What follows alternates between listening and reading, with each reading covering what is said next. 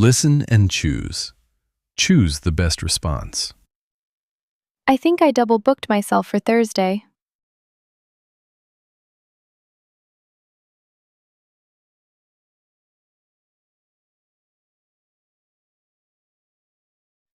Could you grab my mail while I'm away?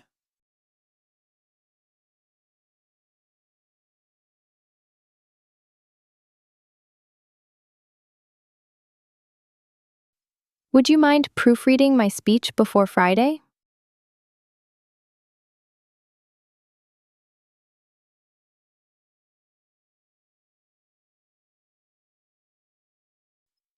Did you find a ride to the airport?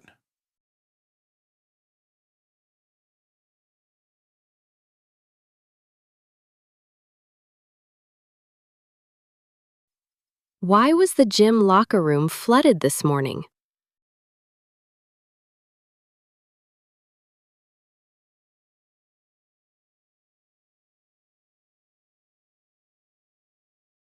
I won't be able to babysit Friday night anymore.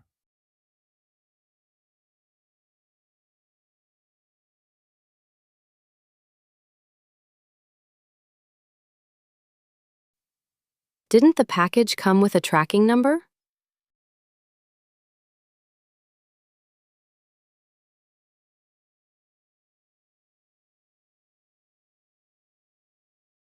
Did you finish editing the video?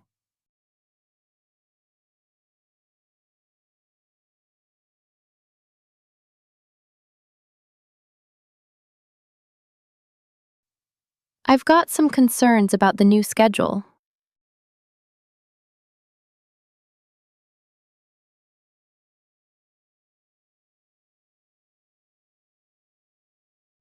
Are you coming to book club this month?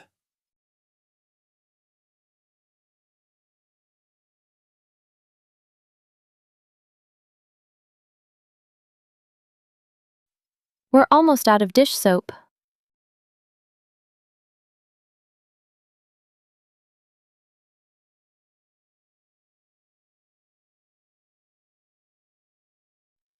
Conversation. Listen to a conversation. I'm thinking about switching to the gym closer to my apartment. What's wrong with your current one? Nothing really, it's just a 15-minute drive, and the new one's within walking distance. That makes sense. Would you lose your membership deposit if you switch? I don't think so, but I'll check the contract before I cancel anything.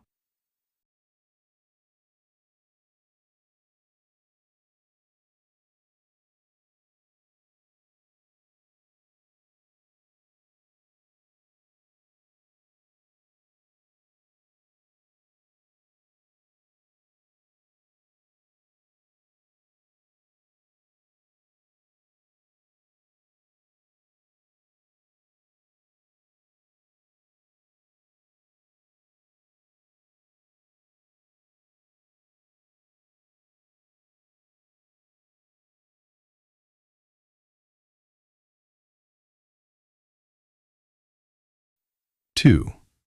Do you have someone lined up to watch your cat while you're on vacation? Not yet. I was hoping my sister could do it, but she's traveling too that week. I could stop by and feed her if that helps. I don't mind. That would be amazing, actually. I'll leave a key with instructions before I leave. Sounds good. Just text me the feeding schedule so I don't mess it up.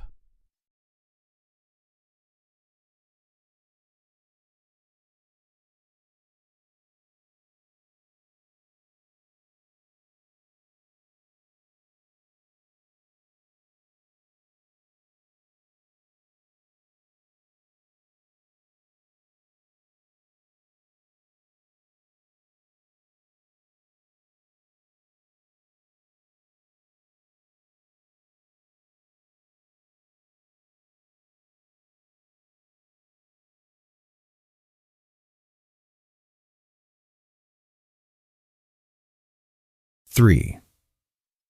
Have we settled on a venue for the reunion yet? Not officially. The hotel downtown has more space, but it's pricier than the community center. How much pricier are we talking? About twice as much, but it includes catering, which the community center doesn't. When you put it that way, the hotel might actually even out cost-wise.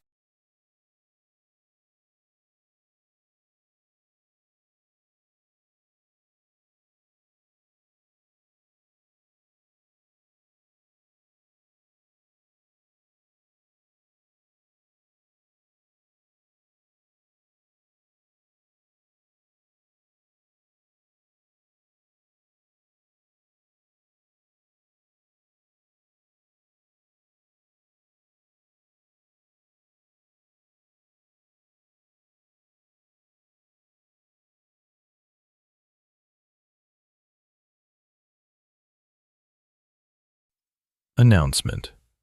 Listen to an announcement at a university event. The Student Health Center will host its annual wellness fair next Wednesday on the main lawn from 11 to 3. Local health providers will offer free screenings, including vision and blood pressure checks. Students who complete 3 or more screenings will receive a reusable water bottle.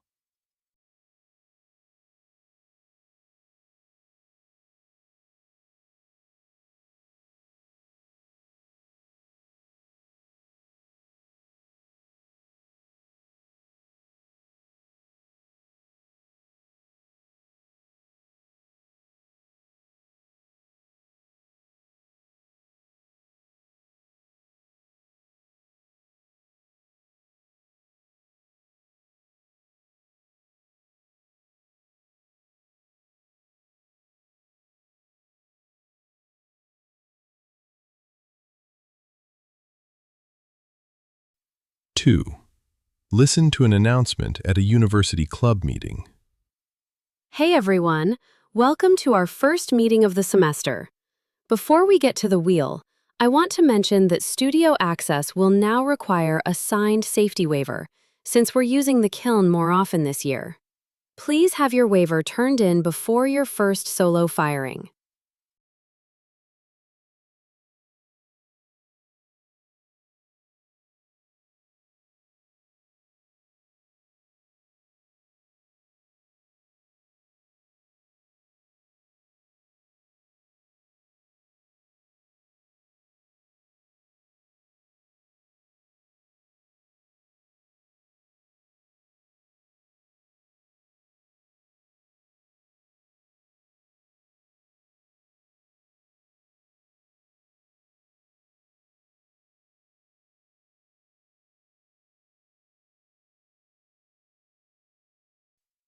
Three. Listen to an announcement at a university event. The Career Center's Spring Job Fair will take place next Thursday in the gymnasium from 10 to 4.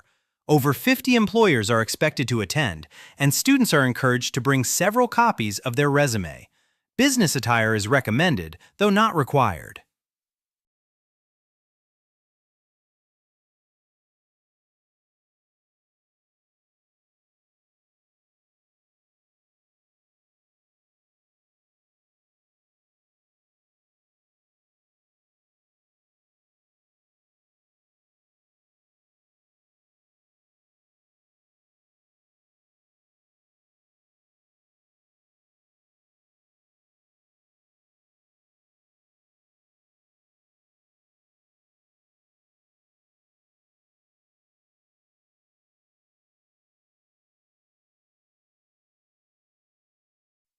Four.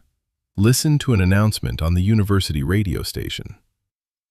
This is a reminder that the west parking garage will be closed this weekend for scheduled structural repairs. Vehicles must be removed by Friday at 6 p.m. and towing will begin after that time. Displaced permit holders can park in the east garage at no additional charge during the closure.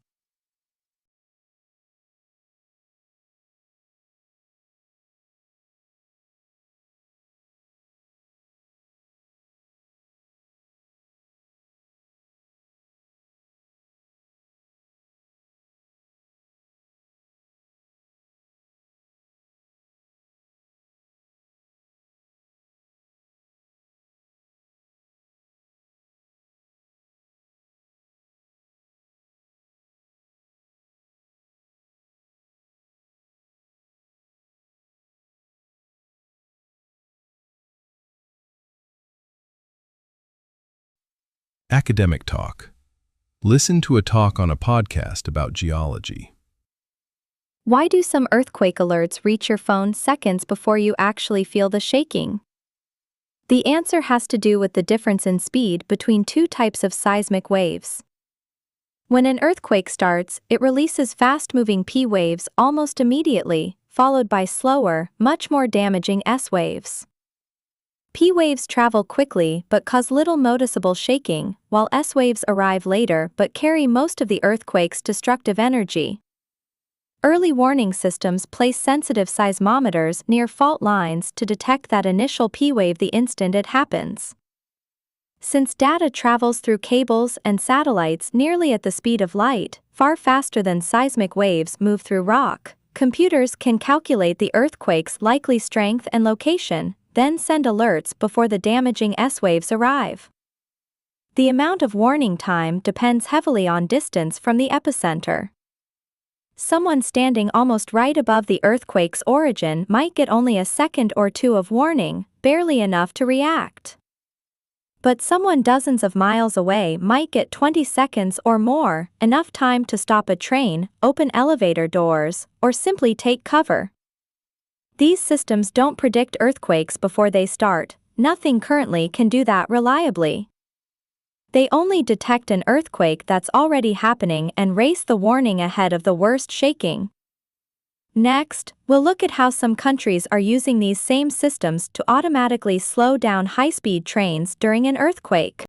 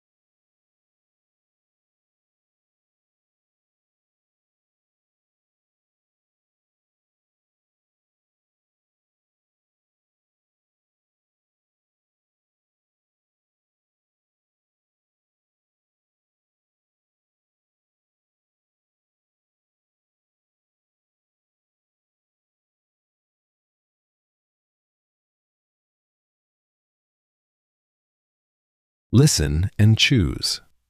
Choose the best response. Can you double-check the guest count for the dinner?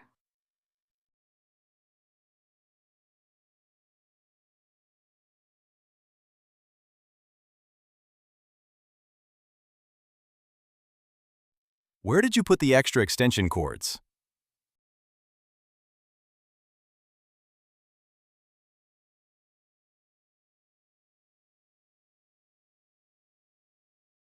What time does the box office open today?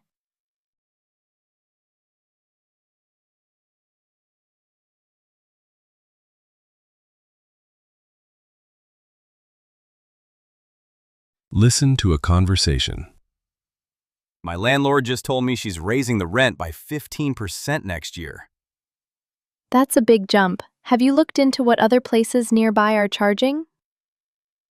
I haven't yet, but that's probably a good idea before I agree to anything. Even just having that information might help you negotiate a smaller increase. True. I'll look around this week and bring it up with her before I sign anything.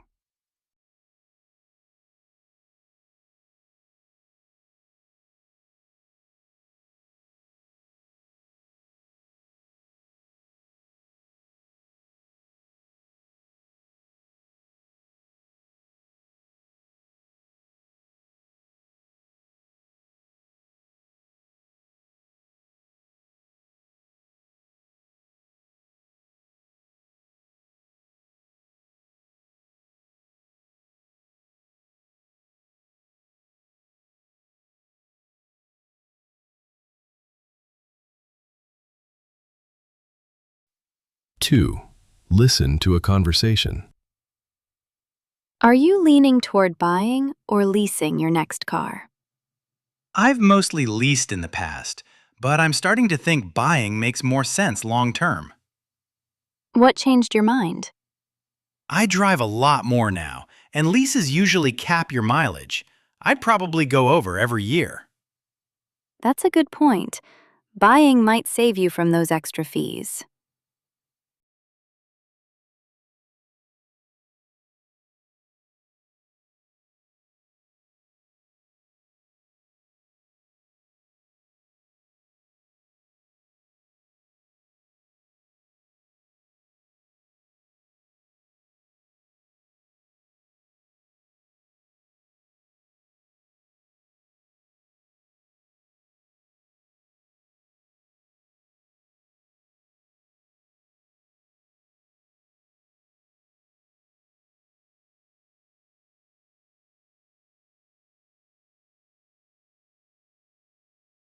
Academic talk. Listen to a talk on a podcast about anthropology. Why is it that dogs, unlike their wolf ancestors, are so easily comfortable living alongside humans? Scientists have spent decades trying to understand exactly how domestication happened, and one of the most compelling clues comes from an unexpected, decades-long experiment with foxes. Starting in the 1950s, Russian researchers began breeding silver foxes, selecting only the calmest, least fearful individuals from each generation to breed the next. Within just a few generations, the foxes began behaving more like dogs. They wagged their tails, sought out human attention, and became noticeably less aggressive. But the changes went far beyond behavior. These friendlier foxes also began developing physical traits nobody had specifically bred for. Floppy ears, curlier tails, patches of white fur, and shorter snouts. Traits that show up again and again in domesticated animals across completely different species. Researchers believe this happens because selecting for tameness affects a set of cells early in embryonic development that influence both the nervous system and physical features like ears, tails, and coloring at the same time. This suggests that early wolves may have essentially domesticated themselves, with the calmer, less fearful wolves benefiting from scavenging near early human settlements, gradually passing down both their tameness and these same incidental physical traits. Next, we'll look at how this same domestication research is now being applied to understand the earliest stages of cat domestication.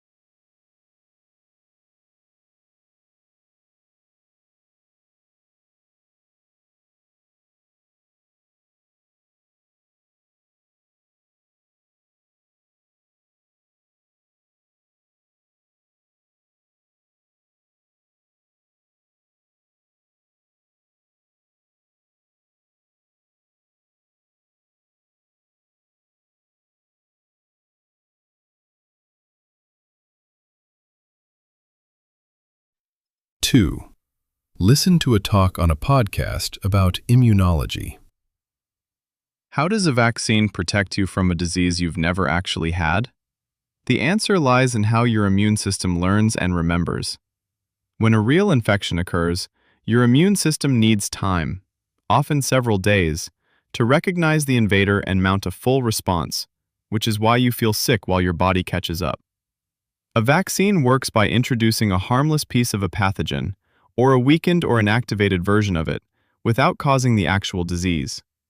Your immune system still reacts to this harmless version, producing specialized cells that recognize that specific invader. Crucially, some of these cells become memory cells, which stick around in your body long after the vaccine, sometimes for years or even decades. If you're later exposed to the real pathogen, these memory cells recognize it almost instantly, since they've essentially already seen a preview of it. Instead of taking days to ramp up a response, your immune system can react within hours, often destroying the pathogen before it has any chance to multiply enough to make you sick. This is also why some vaccines require multiple doses spaced weeks or months apart. Each additional dose helps train more memory cells and strengthens the immune response, similar to how repeating a lesson helps you remember it better.